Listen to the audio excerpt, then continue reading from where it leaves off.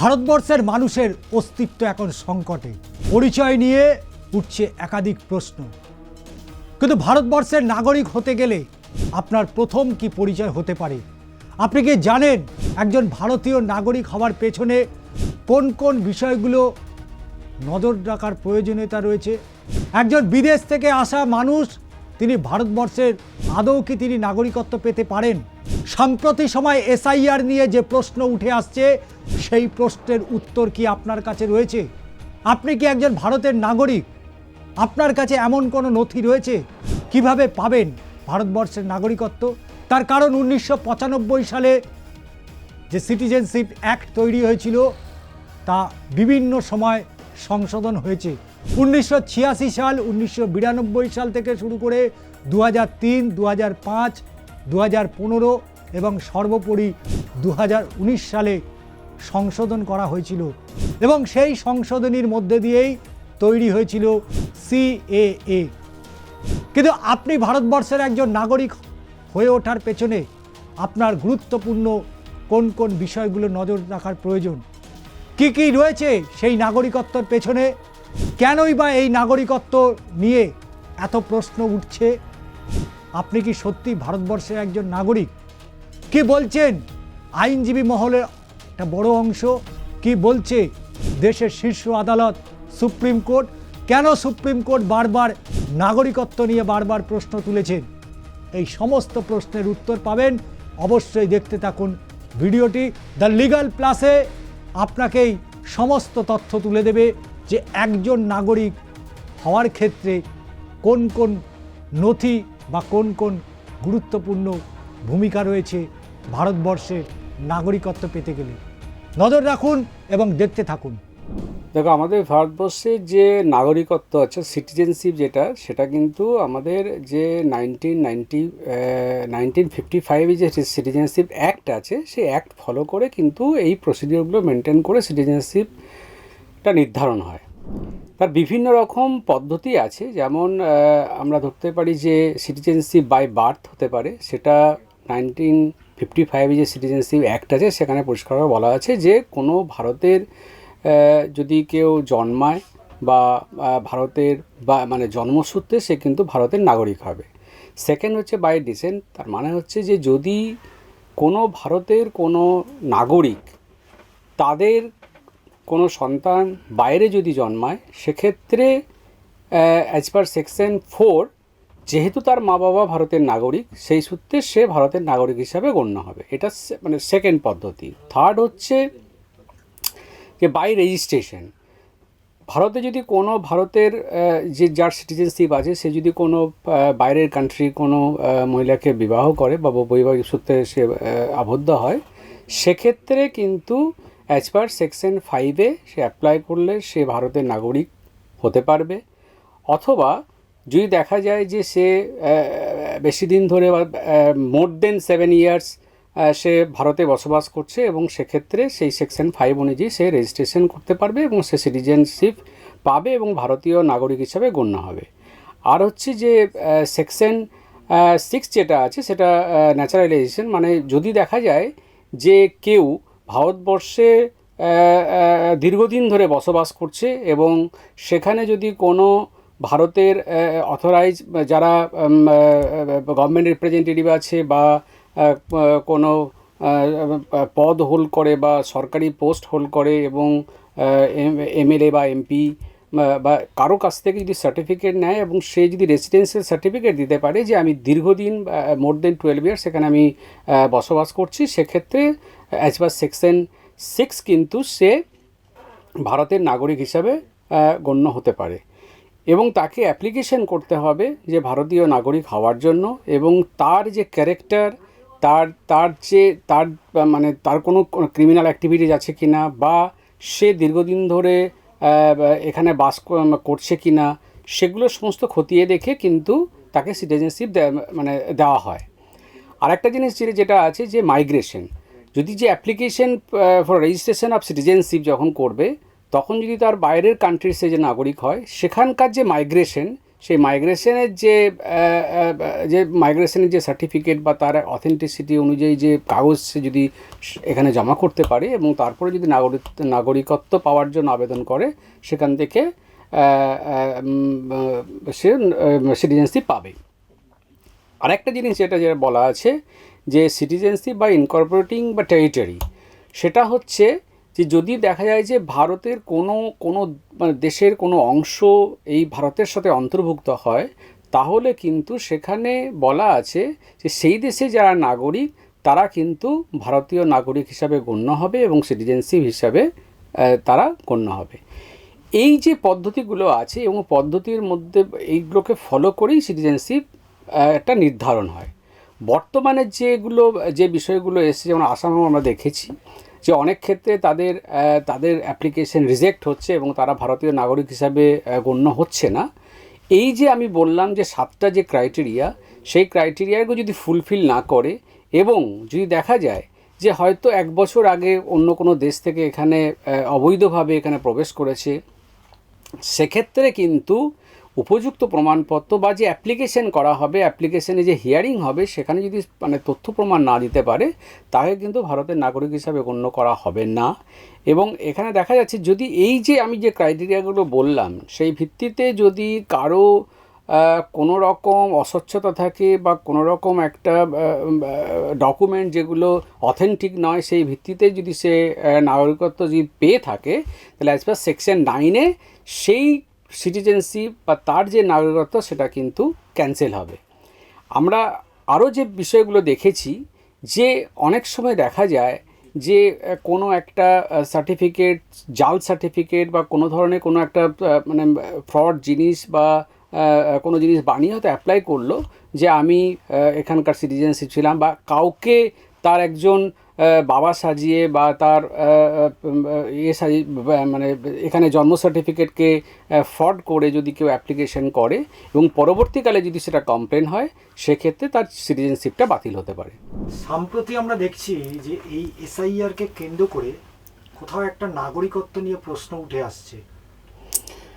দেখো, এসআইআর যে বিষয়টা হচ্ছে সেটা একটা ভোটার যে তালিকার সংশোধনের একটা পদ্ধতি, এবং সেখানে দেখা যায় যে মাল্টিপল যদি তাদের নামগুলো থেকে থাকে, অনেক সময় দেখা যাচ্ছে যে একজন হয়তো একটা স্টেটের কোনো জায়গায় সে আগে বসবাস করতো এবং সেখানকার সে ভোটার ছিল, পরবর্তীকালে সে অন্য কোনো একটা স্টেটে গিয়ে বাস করছে এবং সেখানেও অ্যাপ্লিকেশন করেছে।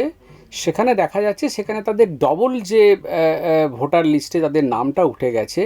এই ক্ষেত্রে কিন্তু এটাকে সেগ্রিগেট করার জন্য এই পদ্ধতিটা ফলো করা হয়েছে।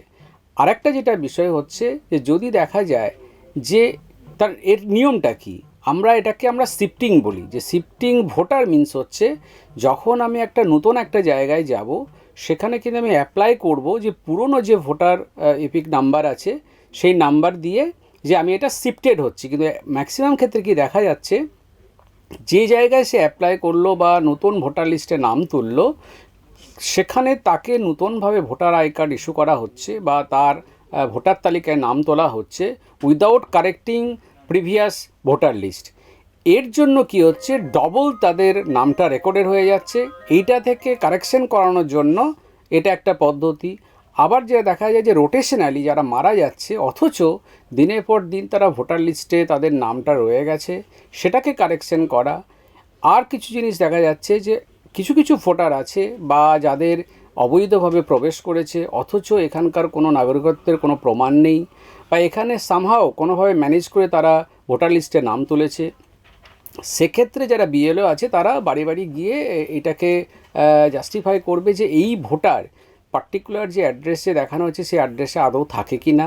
সেখানে কিন্তু এই সব জিনিসগুলো ফলো করে কিন্তু এই ভোটার লিস্ট তালিকাটা সংশোধন হয়।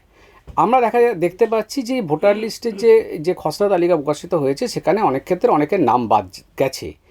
সেখানে একটা বিষয় হচ্ছে, যখন এই যে আমাদের যে ফর্মটা ফিল আপ করা হয়েছে সেই ফর্মের যে তথ্য দেওয়া হয়েছে সেই তথ্যটার সাথে যে ভোটার লিস্টে যাদের নাম আছে তাদের তথ্যের সাথে গরমিল থাকার জন্য এটা হতে পারে। অথবা দেখা যাচ্ছে যারা সঠিকভাবে তথ্যটা দিতে পারিনি বা যাদের ভোটার কার্ডের নাম্বার এপিক নাম্বারটা সঠিকভাবে লিখতে পারেনি, সেক্ষেত্রে হবে এগুলো সংশোধনের প্রভিশন আছে। কিন্তু যারা এখানকার সিটিজেনশিপ যাদের নেই, কোনোভাবে ম্যানেজ করে তারা নামটা ভোটার লিস্টে তুলেছে, তাদের যদি 2000 সালের আগের ভোটার লিস্টে নাম না থাকে, তাহলে তাদের ক্ষেত্রে কিন্তু তাদেরকে প্রমাণ করতে হবে যে তারা এখানে কত বছর ধরে বাস করে এবং তাদের সিটিজেনশিপের কী অথেন্টিসিটি আছে। সুতরাং যে এসআইআর যেটা হচ্ছে তার সাথে সিটিজেনশিপের একটা কোনো জায়গায় লিঙ্ক আছে। কারণ যদি ভারতীয় নাগরিক হয়, বাই বার্থ যদি হয়ে থাকে, বাই রেজিস্ট্রেশন যদি হয়ে বাই ডিসেন্ট যদি হয়ে থাকে, তাহলে কিন্তু তাদের কাছে উপযুক্ত প্রমাণপত্র থাকবে। তাদের ক্ষেত্রে কোনো ভয়ের কারণ নেই তাদের নামটা ভোটার লিস্ট থেকে বাদ দেওয়া যাওয়ার। যে 7টা প্রভিশন আছে, সেই প্রভিশনে যে বাই বার্থ বলেছি, বাই ডিসেন্ট মানে যদি সে এখানে জন্মায় তাহলে অটোমেটিক্যালি সে ভারতের নাগরিক হচ্ছে। যদি ভারতীয় বংশভূত কোনো নাগরিক, তাদের মা বাবা ভারতীয় নাগরিক অথচ সে বিদেশে জন্মালো, সেখানে সেই ক্ষেত্রে কিন্তু যেহেতু তার মা বাবা ভারতের নাগরিক, সেক্ষেত্রে তাকে ভারতের নাগরিক হিসাবে স্বীকৃত হবে। এবং বাই রেজিস্ট্রেশন আমরা দেখেছি, যদি কেউ অ্যাপ্লাই করে বা অন্য জায়গা থেকে কেউ এসে এখানে বৈবাহিক সম্বন্ধে আবদ্ধ হয়, সেক্ষেত্রে তার রেজিস্ট্রেশনের ভিত্তিতে সে হতে পারবে। বা ন্যাচারালাইজেশন মিনস হচ্ছে, সেটা আগে বললাম, যে যদি সে দীর্ঘদিন ধরে বাস করে এবং তার যে শংসাপত্র যদি দেওয়া হয় যে 12 বছরের অধিক সেখানে বাস করছে এবং তার ক্যারেক্টার ভালো এবং তার কোনো ক্রিমিনাল অ্যাক্টিভিটির সঙ্গে যুক্ত নয়, সেই ক্ষেত্রে তারা এইভাবে সিটিজেনশিপটা পেতে পারে। আর আরেকটা যেটা আছে ইনকর্পোরেটিং, অর্থাৎ কোনো একটা টেরিটরি যদি তার অংশ পার্ট ভারতে অন্তর্ভুক্ত হয়, সেক্ষেত্রে অটোমেটিকলি তারা সেই দেশের যারা নাগরিক ছিল তারা ভারতের নাগরিক হিসাবে গণ্য হবে। আমরা বিভিন্ন সময় দেখেছি যে এই যে নাগরিকত্ব যে আইন 1951 থেকে 55, তারপরে 1985, 1994 বিভিন্ন সময় সংশোধনী হয়েছে।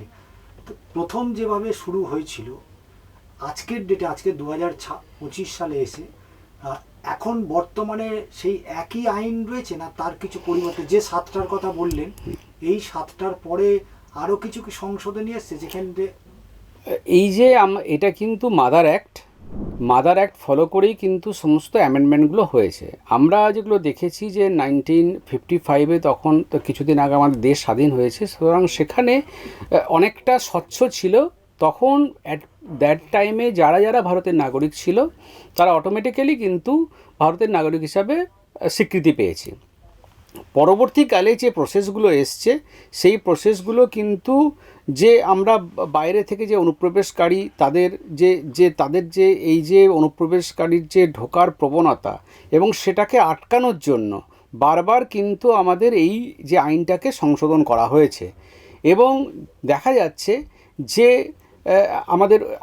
আমাদের কান্ট্রির যে পপুলেশন আছে, সেই পপুলেশনটা হঠাৎ করে খুব ইনক্রিজ করে যাচ্ছে এবং সেখানে দেখা যাচ্ছে যে অন্যান্য কান্ট্রির পার্শ্ববর্তী যে রাজ্যগুলো আছে সেখানে হয়তো পপুলেশন বেড়ে যাচ্ছে। সেই ক্ষেত্রে কিন্তু সেন্ট্রাল গভর্নমেন্টের একটা সার্চিং থাকে যে কীভাবে পপুলেশনটা ইনক্রিজ হচ্ছে, তখনই অটোমেটিক্যালি কিন্তু এই রেস্ট্রিকশনগুলো আসে। এবং সেটা কিন্তু যখন অ্যাপ্লিকেশন করে বা যখন কোনো সিটিজেনশিপের জন্য আবেদন করে, সেটাকে কিন্তু ভালোভাবে ইনভেস্টিগেশন করা হয় যে তাদের যে তথ্য, সেই তথ্যগুলো সঠিক কিনা। যদি দেখা যায় তাদের তথ্য সঠিক, সেই ক্ষেত্রে কিন্তু তারা সিটিজেনশিপ পেতে পারবে, যেটা কিন্তু 1955-এ অনেক ইজি ছিল। সেই তুলনায় এখন কিন্তু অনেকটা কঠিন হয়ে গেছে, কারণ সমস্ত তথ্য যেহেতু ডিজিটাল আমাদের সমস্ত কিছু হয়ে গেছে এবং তথ্য হয়ে গেছে, এবং সেই তথ্যের ভিত্তিতে কিন্তু তাদেরকে যাচাই করা হয় যে তথ্যগুলো যেগুলো দিচ্ছে সেটা কতটা অথেন্টিক। আগে যেটা ম্যানুয়াল ছিল সেটাতে সেভাবে হয়তো তথ্য যাচাই হতো না। এখন যেহেতু পুরোটা একটা ইলেকট্রনিক্স বা ডিজিটাল হয়ে গেছে, সেই জন্য সেই তথ্যগুলো আমরা যখন যাচাই করতে যাই আমরা সঠিকভাবে আমরা দেখতে পাই যে তাদের দেওয়া তথ্যগুলো কতটা অথেন্টিক। এখানে সবথেকে বড় যে প্রশ্নটা এখন আমাদের কাছে এসছে সেটা হচ্ছে যে আমরা যে ভারতের নাগরিক, তার সঠিক প্রমাণপত্র কিন্তু কি, সেটাই কিন্তু একটা কোশ্চেনেবল। কারণ যদি আমরা বাই বার্থ হই, তাহলে কিন্তু আমাদের বার্থ সার্টিফিকেটটা কিন্তু 1969-এ আগে কিন্তু আমাদের এই বার্থ সার্টিফিকেট কারো ছিল না, এই একটা এসছে। সেই জন্য এই যে আমরা 7টা পদ্ধতির কথা বললাম, এটা কিন্তু 1992 অবধি এর একটা অ্যাপ্লিকেবল ছিল, কিন্তু পরবর্তীকালে আমি যখন যদি বাই বার্থের ব্যাপারটা আসি, তাহলে কিন্তু বার্থ সার্টিফিকেটটা ম্যান্ডেটরি হয়ে গেছে, সেখানে birth certificate one of the documents. আরেকটা জিনিস যেটা আছে যে এই যে আমাদের সিটিজেনশিপ যে কার্ড বা সিটিজেনশিপের যে প্রমাণপত্র, সেটা কিন্তু বারবার সবার কিন্তু প্রশ্ন উঠেছে যে এই সিটিজেনশিপ যে কার্ড যদি দেওয়া হয়, তাহলে কিন্তু যদি একটা সচিত্র পরিচয়পত্র দেওয়া যায় যে ভারতের নাগরিক, তাহলে কিন্তু এই সমস্যার সমাধান হয়ে যায়। কিন্তু এটা যেহেতু সিটিজেনশিপ ব্যাপারটাই কিন্তু অনেকটা যে 7টা পদ্ধতির মধ্যে দিয়ে কিন্তু আমরা এখনও অবধি চলছি। আমাদের যে আধার কার্ড যেটা ইস্যু করা হয়েছে, সেটাই এখন বর্তমানে কিন্তু এটা পরিচয়পত্র হিসাবে ধরা হয়, এবং ভোটার কার্ডও হিসাবে একটা পরিচয়পত্র। যে ডকুমেন্টগুলোর কথা বলা হয়েছে এসআইআর ক্ষেত্রে, সেগুলো কিন্তু একটা ভারতীয় নাগরিকের হিসাবে সেকেন্ডারি এভিডেন্স হিসাবে ধরা হচ্ছে। ফার্স্ট এভিডেন্স যদি আমি ধরি, তাহলে অ্যাজ পার সেকশন 3 বাই বার্থে বার্থ সার্টিফিকেটটাই কিন্তু এখানে গ্রহণযোগ্য। বাকি যেগুলো আছে, এই যে 7টা যে আমি বললাম, যে পদ্ধতির কথা বললাম, সেই পদ্ধতির মধ্যে একটা যদি আমি প্রমাণ করতে পারি একটার মধ্যে বিলংস করছি, তাহলে আমি প্রমাণ করতে পারবো। এই সমস্যাটা তখনই সমাধান হবে যখন ভারত সরকারের পক্ষ থেকে বা ভারতের পক্ষ থেকে প্রত্যেকটি নাগরিককে তার সিটিজেনশিপ কার্ডটা ইস্যু করা হবে। তাহলে কিন্তু তাদেরকে পরবর্তীকালে যে ভারতীয় নাগরিক কিনা সেই প্রমাণটা কিন্তু দিতে হবে না, তারা কিন্তু সেই কার্ডটা দেখালেই যে তারা ভারতীয় নাগরিক হিসাবে প্রুভ হবে।